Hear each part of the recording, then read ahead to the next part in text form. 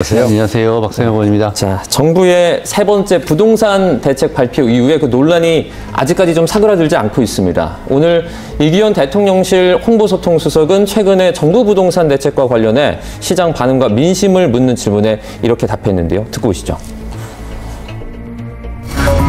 일부 불편이 있는 거는 좀 불편이 일어나고 있는 거에 대해서 송구하다는 말씀 먼저 드리겠습니다. 예. 부동산의 폭등이라는 게 미래 재앙이 될 수밖에 없고 네. 이거를 방치했을 경우에는 더 큰 문제가 될 수 있기 때문에 고육지책이었다 이런 말씀 드리고 싶습니다. 네.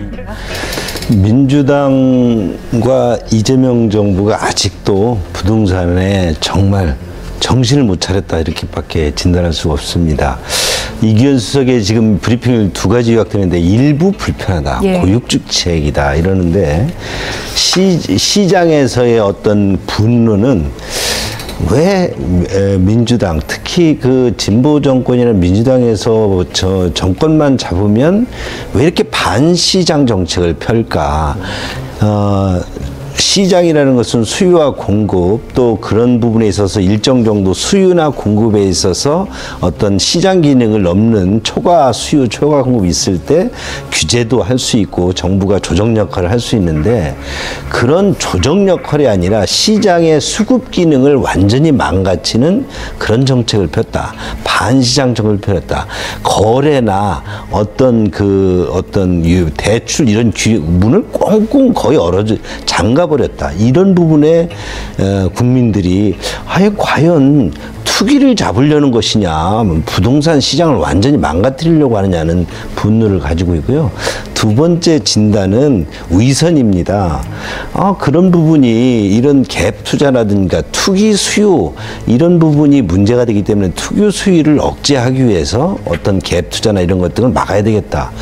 뭐 일정 정도 그런 정책이 있을 수가 있죠. 그런데 꼭 그런 정책을 쓰고 나면 그런 정책을 위반했다든지 민주당의 고위 관계자들이 이런 부분을 통해서 돈을 또 벌고 이런 부분에 부동산 시장을 정말 민주당이 말하는 부분 교란돼 있다면 교란의 주범들이었어요.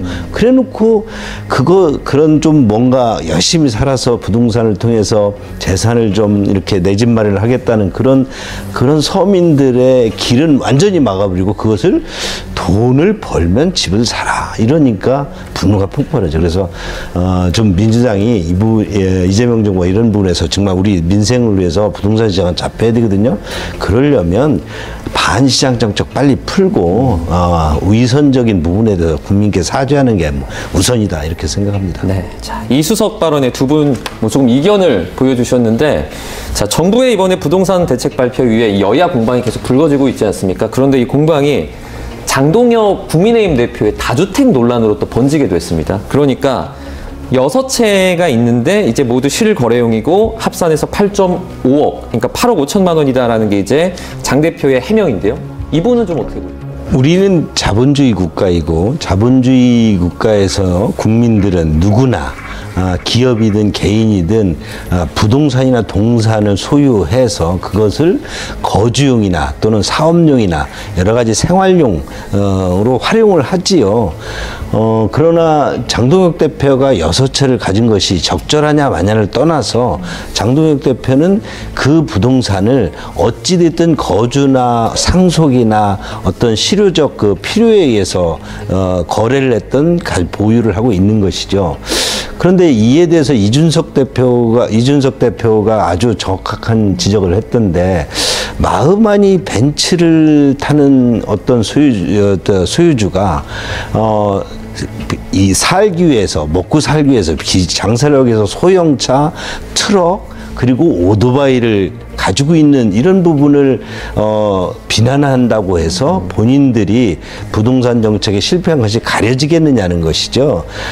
또 하나 좀 지적하고 싶은 것은 이런 부분 등을 지속적으로 뭔가 덮어 씌워서 문제에 호도를 하려는 민주당의 그런 모습이 좀 안타깝습니다. 저는 부동산이든 뭐든 시장에서 뭔가 시그널이 올 때는 그 시장에 답을 해주는 것이 정책 결정자들의 올바른 자세입니다.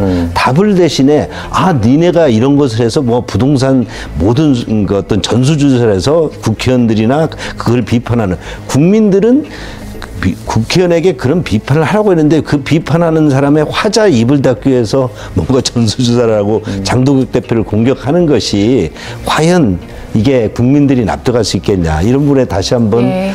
되돌아봤으면 좋겠습니다. 그러면 네. 민주당 쪽에서 제안한 그 전수조사 국민의힘 쪽에선 받을 생각이 없는 겁니까? 그런 부분은 소위 물타기를 하는 것이죠. 그 물타기에 왜 저희들이 끼어들어가겠습니까? 지금은 이재명 정부의 부동산 정책의 잘잘못을 따지는 시간입니다.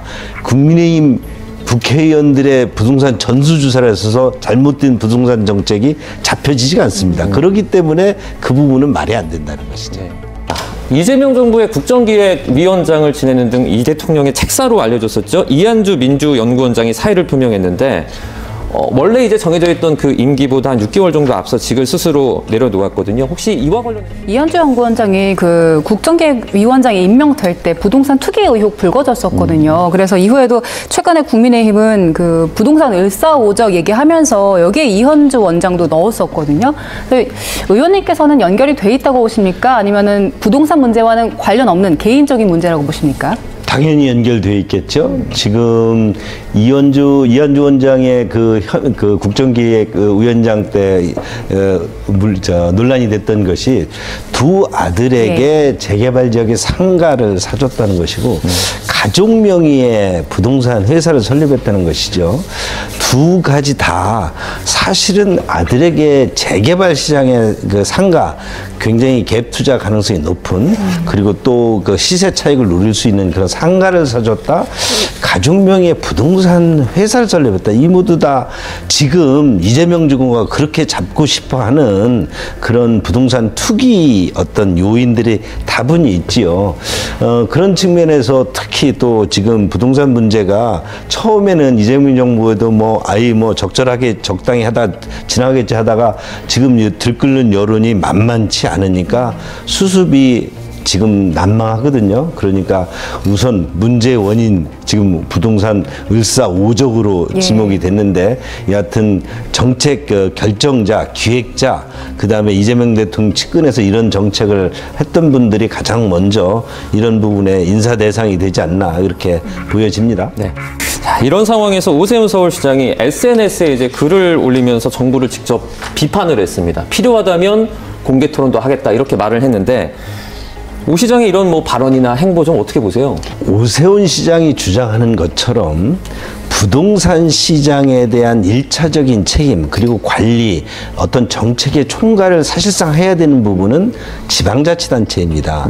왜냐하니까 지방별로 각각의 시장의 성격이 차이가 많이 납니다. 동산이나 각종 기업의 법인세나 이런 것 등은 지역별로 차이가 있을 수가 없지만 부동산 시장만이야말로 지역의 그 특색 있는 어떤 여건이 있기 때문에 정책도 달라져야 됩니다. 그러면 지금의 우리 존경하는 박상혜 의원께서 지적하는 것처럼 오세훈 시장의 토어세에 대한 여러 가지 축소 이런 부분들이 문제가 됐다 하더라도 만약에 그런 부분 등이 문제가 될 때는 바로바로 지역에서는 정책을 복귀하거나 또 다른 별도른 정책을 통해서 부동산 시장에 대한 여러 가지 안정적인 것을 취하는 것이죠. 그런데 이런 부분 등을 그저 아주 보편적인 수단 이런 것으로 두드러 맞고 시장을 그냥 막으려고만 하는 그래서 중앙에서 일방적인 통제 정책으로 하다가 지금 이재명 정부나 옛날 또 문재인 정부의 부동산 정책이 실패를 하는 것이죠. 지금 오세훈 시장이 지적하는 것처럼 이런 부분에서는 상당히 지방정부에다가 일임을 해야 되고 큰 정책을 할 때는 지방정부와 항상 협의를 해야 됩니다. 특히 지금 서울과 수도권의 부동산 어떤 가격 상승이 문제가 될 때는 정책을 할 때 시장과 또는 도지사와 협의를 하고 반드시 수급 정책을 같이 병행해야 되는 거죠. 그러나 수요만 틀어먹는다고 해서 될 수가 없고, 지금 이번에 실패의 가장 큰 원인들이 지방을 무시한 것이다. 지역의 특수성을 살려야 된다. 이게 꼭 좀 유념했으면 좋겠습니다. 생각하시는 게 그러면 이제 정부가 개입 너무 많이 하고 있다 이렇게 판단하는 거죠? 그렇습니다. 부동산 시장은 지방자치단체하고 협업을 하지 않으면 결코 성공할 수가 없습니다. 예.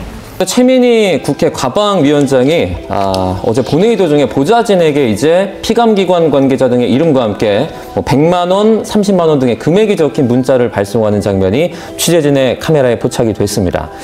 자, 지금 그래픽으로 함께 보시면요. 자, 최민희 위원장 본인의 SNS에 최민희 의원실에서 알려드립니다. 라는 제목의 글을 올렸습니다. 해당 메시지는 기관과 기업으로부터 들어온 축의금을 돌려드리도록 이 보좌진에게 지시하는 내용이라면서 이름만으로는 신분을 알 수 없는 경우 등이 있어서 추후에 확인이 되는 대로 반환을 할 예정이다. 이렇게 밝혔습니다. 자, 하지만 국민의힘에서는 뇌물죄까지 거론하면서 즉각 과방위원장직을 사퇴하라 이런 목소리가 나왔는데요. 송원석 국민의힘 원내대표 목소리 듣고 오겠습니다. 자녀의 결혼식 날짜를 유튜브 보고 알았다고 주장하시던 분입니다. 그런데 사진에 나온 걸 보니 축의금을 누가 냈는지, 얼마씩 냈는지 아주 꼼꼼하게 확인하고 계시더군요.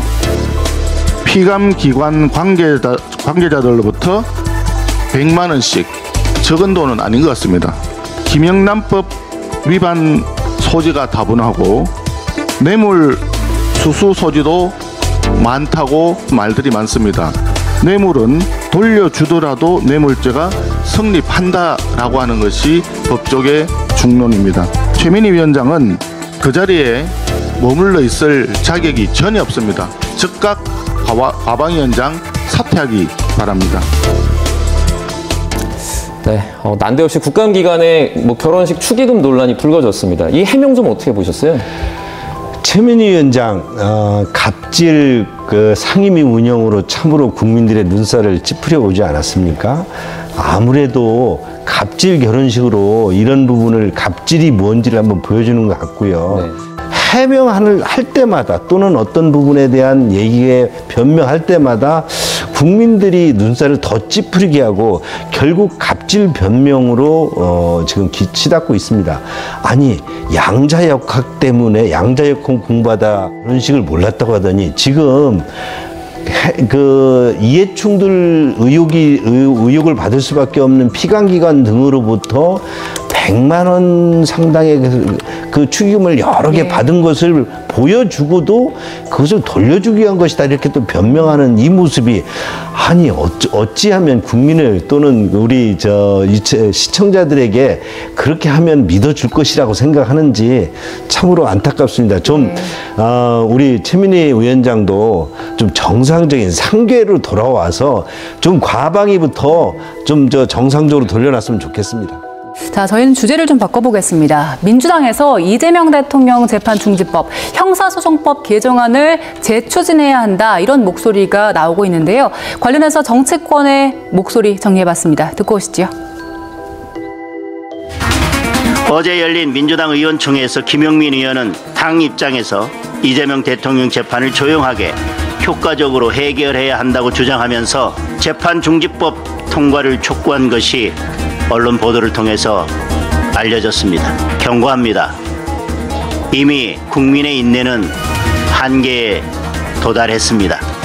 만약 더불어민주당이 재판 중지법을 통과시킨다면 그 즉시 이재명 정권이 중지될 것입니다. 이재명 대통령의 5개의 재판이 당장 재개돼야 합니다. 재판 재개 가능 여부 좀 이견이 있으실 것 같은데요. 장동혁 대표의 경고대로 만약에 재판중지법 등이 발의되고 한다면 이재명 정부는 갈 때까지 가는 것이라 저도 그렇게 생각합니다. 세계 어느 나라에서 대통령이라고 해서 죄를 지었다고 조사도 못하고 대통령이 되었다고 법원을 통해서 처벌도 못하고 그렇게 하는 나라는 한 곳도 없습니다. 이 얘기는 제 얘기가 아니라 네. 이재명 성남시장이 박근혜 대통령 때 한 얘기입니다. 그대로 돌려드린다면 대통령이라고 해서 재판이 중지된 그런 나라 더 이상 민주주의 국가라고 할 수 없기 때문에 이런 일은 일어날 수도 있고 이런 것을 추진하는 순간 민주당 이재명 정부는 아까 장동혁 대표대로 중지된다. 저도 그렇게 봅니다. 두 분과는 여기서 인사드리도록 하겠습니다. 박상혁 더불어민주당 의원, 강승규 국민의힘 의원과 함께했습니다. 고맙습니다. 고맙습니다. 감사합니다.